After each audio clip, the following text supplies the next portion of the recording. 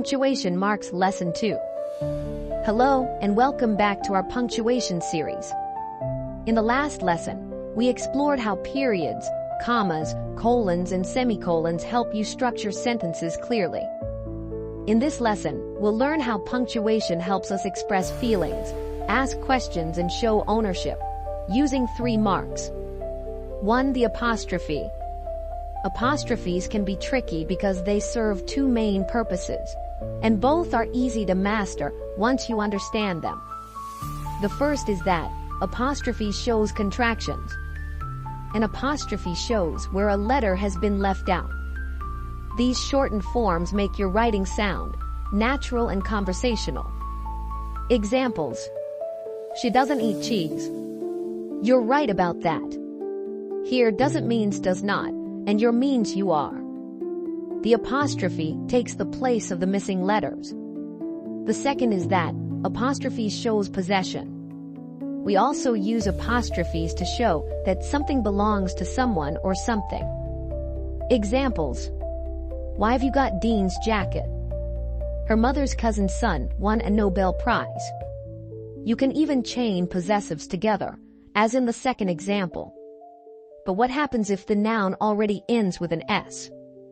Here's the simple rule. If you pronounce the extra S, write it.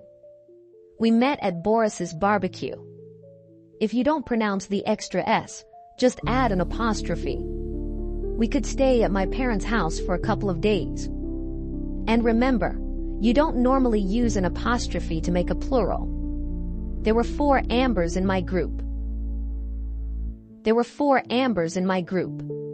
But there's one special exception.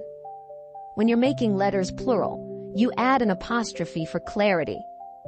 How many M's are there in accommodation? The next mark is the question mark. The question mark is one of the easiest punctuation marks to use, but it's also one of the most important. Use a question mark at the end of a direct question. What time is it? How old are you? Questions can also be longer or more polite.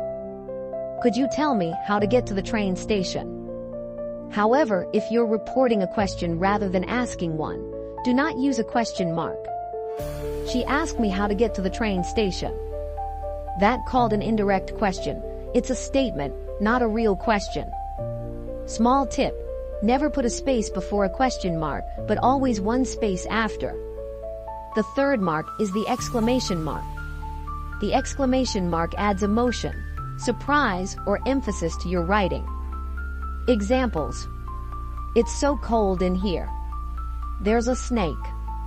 It's a great way to show strong feeling, but be careful not to overuse it.